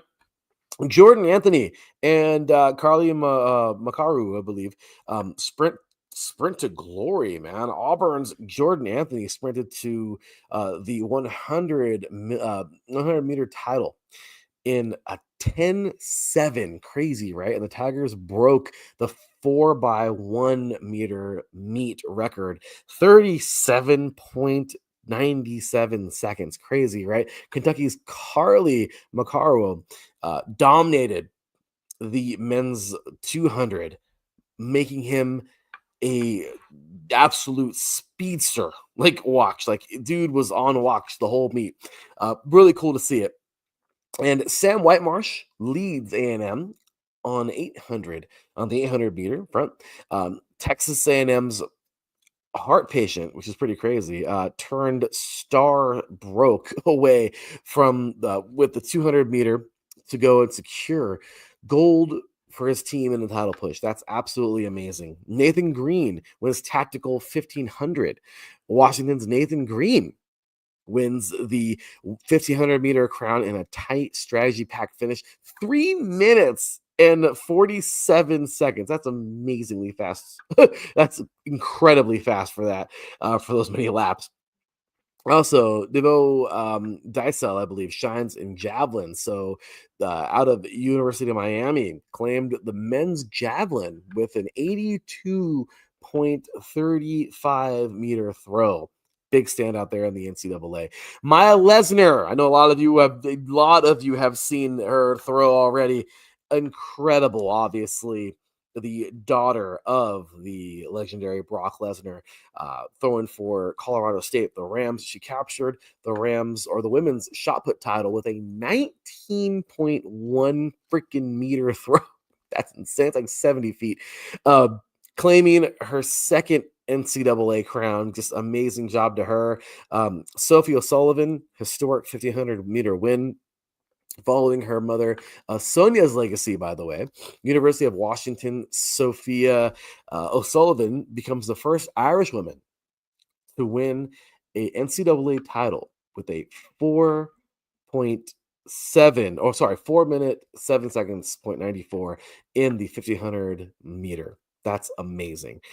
Georgia women also repeat as champions. They get it done again. Georgia tapped the women's team standings with 73 points, man, outrunning USC and Texas A&M to clinch back-to-back titles. Isn't that crazy? How that's how good those teams are. USC and A&M. I don't know where the Georgia men were. Maybe they were close, but yeah, they were also that close in women's. Field events sparkled big time in the pole vault, discus, the pentathlon highlights here. So a couple things for you guys here. We have Louisville Jaden Ulrich earned a top 4 in throws, while Auburn's Adrien Williams threw 60.55 meters in disc, which is freakishly far. Let's see. Washington's Hannah Mole, I believe, vaulted to a collegiate record of 15 8. That's amazing. 8-foot jump. And USC's Stephanie Ratcliffe defended her hammer throw crown, that is. Also, Jamesia Ford's sprint dominance. So, South Carolina's Jamesia Ford reached the 100 and 200 meter finals, clocking an all-time 10.87 in the 100 and blazing 21.98 in the 200. So, incredible, man. Takeaway was just awesome. Eugene produced intense competition, shared team titles, sprint breakthroughs, field event stars, and narratives of legacy featuring athletes just overcoming adversity like crazy, following family footsteps we saw, and crafting legacies in their own right. I mean, it was awesome, man. Congratulations to everybody in those NCAA track and field nationals, man. That was awesome. Let's go ahead and continue on and finish out our show here, man. Pocono, going back to NASCAR, man. Shane Van Grigsburg, momentum, will it carry over? Ooh, let's see. After his breakthrough Cup win in Texas and strong performance in Mexico City, SVG returns to Pocono, aiming to prove he's not just a one-hit wonder on an oval track. So we'll see him in Chicago soon too, but let's see what he can do here on an oval, or a triangle, if you will. I guess it's closer than an oval. I guess it's close to us in the middle. More turns, I guess. I don't know. But Denny Hamlin is back on the track. So 7-time Pocono winner, which is crazy, man. Good old Denny Hamlin returns after missing the Mexico race, which is pretty crazy. So can he rekindle his dominance on a track that he holds the all-time Cup wins record, which is pretty crazy. Let's see. The tricky triangle. The playoff battleground is here. Busch and Bubble Drivers rise. Mid-pack contenders like Kyle Busch, looking to extend his win streak, by the way. Alex Bowman, Chris Buescher, Bubba Wallace, and Austin Cindric will push for momentum and wins as the playoffs near-ish. Still got a ways to go, but unique track, obviously, unique challenge. Pocono's 3 distinct corners require compromise and car setup, making tire pressure strategy critical. Teams will be testing setups from Friday's trucks to Sunday's cup race. It's always really cool seeing how they approach this thing. Full triple header action. Obviously, we got all 3 Craftsman trucks, Xfinity series, and the cup series on Sunday. So it's going to be a lot of fun. 1, 2, 3 across the board there. Strategic high stakes, man. This is going to be fuel mileage, long runs under the green flag. Conditions often determine outcomes here, guys. Let's be real. Look for teams managing tire wear and drafting, especially in the final stages of the Cup event. So it's going to be a lot of fun, man. Let's see. Between Van Grigsburg's rise, Hamlin's return, playoff pressure, and the unique Pocono Diamond, this weekend promises a lot of crazy crap, man. A lot of intensity, strategy throughout all the racing.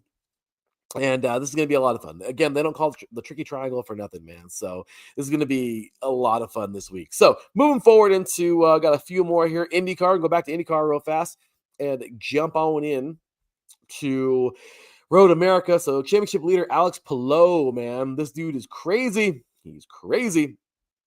Alex Palou aims to extend control. Palou holds the points lead right now as he targets a 3rd victory at Road America. He's already a 2-time winner, and he's already won almost every race this year. So rookie Linus Lundqvist also starts up front this week. So let's see what happens. Strategic pit stops are going to be huge. They're going to matter a lot on that 14th turn layout. It's going to be a lot. Willpower and Penske, they chased redemption in this one.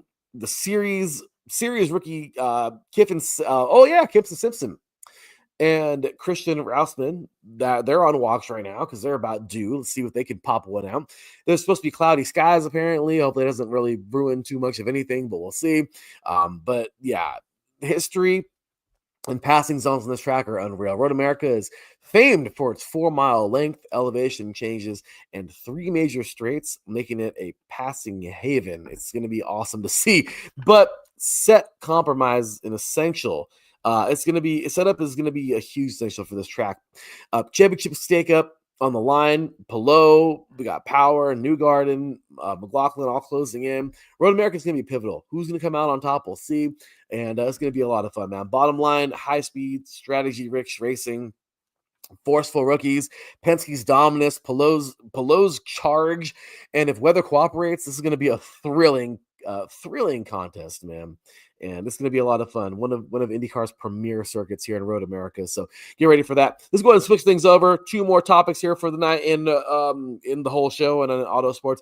NHRA heading on over to Virginia. Oh man, triple digit heat in Virginia is going to be a challenge. That's crazy. I didn't even know it got that damn hot over there. But expect extreme conditions, temps, and crazy heat, man.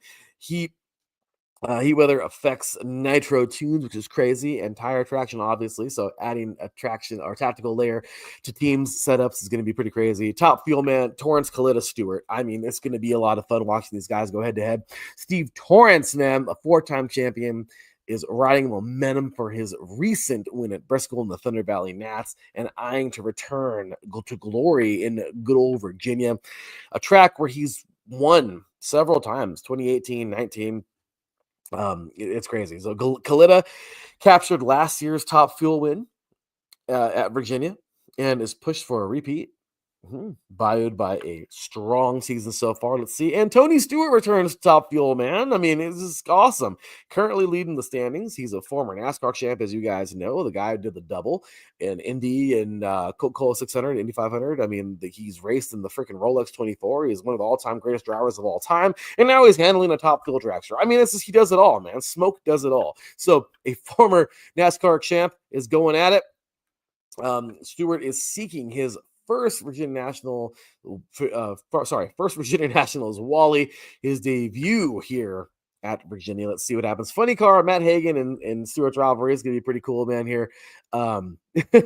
Homegrown Virginian Matt Hagan, 4-time champion, of course, enters strong in funny car with local support and a track record qualifier to boost confidence. He'll face off against TSR teammate Tony Stewart, compromising a regional victory to walk. So pretty cool. Today, I didn't know that was gonna happen, but 2-day format here. Gonna be a lot of fun, man. Look, be excited. This is gonna be a lot of fun. The stages, it's set for high stakes. It's gonna be high heat in Virginia with top field titans clashing, hometown champions, a grueling qualifying format, and a fun fan experience, because the NHR is always a fun fan experience. It's shaping up to be one of the most memorable stops of the NHR season this year. So I'm really excited for that, man. Hopefully we get a good one there. And then, of course, switching it up to our final topic of the night, Watkins Glen. Not quite in NASCAR, but in IMSA. Oh, yeah, man. Mid-season championship battles intensify, man. It's going to be fun. With this race making the halfway point of the 2025 IMSA WeatherTech Sports Car Championship Series or season, the championship standings are tightening. So this is awesome. This is super awesome. In LMP2 and GTD Pro classes, the points gaps are narrowing with only 2 points separating LMP2 leaders and 11 points between GTD teams. That's pretty crazy, right? GTD Pro teams, that is. So in contrast, the GTD and GTP classes have larger leads with 70 and 124 point advantages, respectively. Crazy. The GTD class, Porsche Penske's stake ends here. Porsche Penske's dominance in the GTP class come to an end at the Detroit Grand Prix, where Acura secured the victory. This shift in momentum sets the stage for a competitive race at Watkins Glen. And the team aims to capitalize on the change in the championship landscape, which is going to be pretty sweet here. Also, Acura's strong presence. Oh, man, Acura's been one, man. These guys, Acura's Meyer-Shank Racing team continues to perform well with drivers like Alex Palou, who was also participating in both IndyCar and IMSA this year. Crazy, right? Why not? Contributing to the team's success, Palou is sharing the number 93 Acura ARX 06 with Ragnar and Van der Zand and Nick Yelloy.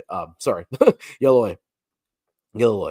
Always butcher his name, but aiming to maintain the team's competitive edge. Pretty sweet, man. Corvette's Racing returns, by the way. Corvette Racing is going to be in the house, man. Following a successful campaign at the 24 Hours of Le Mans, Corvette is set to compete in the GTD Pro class at Watkins Glen. This team will field the Corvette, the good old Z06, man. That sucker is a fast damn car. GT3R, with drivers aiming to build on their international success and make a strong showing with endurance. So the Endurance Cup implications, 6 hours.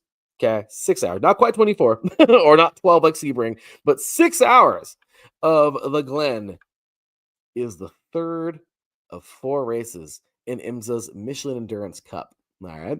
So teams are focused on maximizing points in this endurance series, which should be crucial for the overall championship standings. So think about that, guys. This is going to be huge, man. Such a fun race. Coverage will begin, I believe, at 12 p.m. Eastern, New York time, 9 a.m. over here on the Pacific Coast. Get excited, man. Bottom line for this is the Sailing's 6 hour of the Glen presents a very pivotal moment in the IMSA season, which with championship points on the line and teams vying for supremacy in GTP, LMP2, and GTD classes. So the race outcome could significantly influence the trajectory of the 2025 championship standings. And there you have it. Man, what a show, right? Hour and 45 minutes. But hey, we had a lot to talk about. This is the Storyteller Show. I will try and tell some stories in this one here today because, well, it's pretty important. Look, man, if there's sports, we're going to talk about it here. Well, we did that here tonight, y'all. We appreciate you all so very much for tuning in, man. It was a fun one. This one we got real deep into. That's the Wednesday night show, y'all. We get nice and deep. We talk about some things that not everyone talks about. And there you have it. So we got some great racing coming up again this weekend, guys. Some really great racing coming up. Like I said, IMSA and Watkins Glen in New York. The Virginia Nats with the NHRA. Road America in Wisconsin for IndyCar. It's going to be fun, man. NASCAR in Pennsylvania and Pocono. It's going to be fun. Congratulations again to all of our winners. The NCAA Track and Field Nationals. Le Mans was a raging success in the WEC. The Gateway, if you will, the Palmerito 500 in St. Louis was amazing. The Mexico City race was a total success in NASCAR. Canada, Formula 1 was a lot of fun. Again, Chris Eubank, what's going on with him in boxing? Crazy stuff, right? I wasn't expecting that either. The UFL Championship, man, that was awesome. Again, congratulations to the DC Defenders. Great stuff there. Again, congratulations to the Florida Panthers, a team that just looked amazing all season long. Can they do it again next year? We don't want to get too far ahead. They want to enjoy this one, all right? But I'm just saying, can they do it again? They have a damn good team. Will there be some returners here? We'll find out. But man, oh man, I'm always excited to enjoy some great hockey, and what a great stamp on the season. Will tomorrow night be the stamp for the Thunder? Will it be Sunday that they close it out? Or will the Pacers be the one to close it out on Sunday? Also, WNBA, again, Caitlin Clark, you're a real one. Keep fighting. Ladies in the WNBA, keep balling, man, because like I said, you're playing better than the dudes. More tougher, at least in my opinion. MLB, my gosh. The series of the week, by the way, man. Mets, Phillies, Mets. I don't know where they are. I forgot, but it's going to be a hell of a series. Watch out for Devers, man. This dude's going to do some things over in San Francisco. Pretty awesome. Dodgers need to watch out. Yankees look like a sinking ship. Angels, I mean, they're not that great, but they at least beat the Yankees, so ha-ha. Just kidding. Umpires, ejections, all kinds of crazy stuff, man, going on. Who's going to win the College World Series? Like I said, the Chanticleers are through already into the College World Series. We're getting real close to the end of this game over here on the TV right now in NCAA baseball. As we're at the bottom of the eighth, it's a 3-3 game right now. Arkansas and LSU. It's going to be a lot of fun, guys. Oh man, I'm just loving it. MLS action. You know, again, prayers for Ty Barber. Hopefully he can get home soon. I didn't picture his name, man. CONCACAF Gold Cup. Who's it going to be this year, man? Is Canada making a strong statement, or is it going to be Mexico and USA like per usual, or one of those two to win it? I don't know. Let's see what happens. FIFA Club World Cup has been so much fun to watch. Keep on enjoying that. It's a great big world of sports, and we're just living in it, right? We're enjoying every moment. So with that said, guys, give us a follow here. iSports Radio all over the place. Follow me up on Larry again right here at DTHD_LB53. Check us out, man. Stay tuned tomorrow. Same time, same place. Our boy Karen Rodriguez will be jumping on with Leadoff Thursday.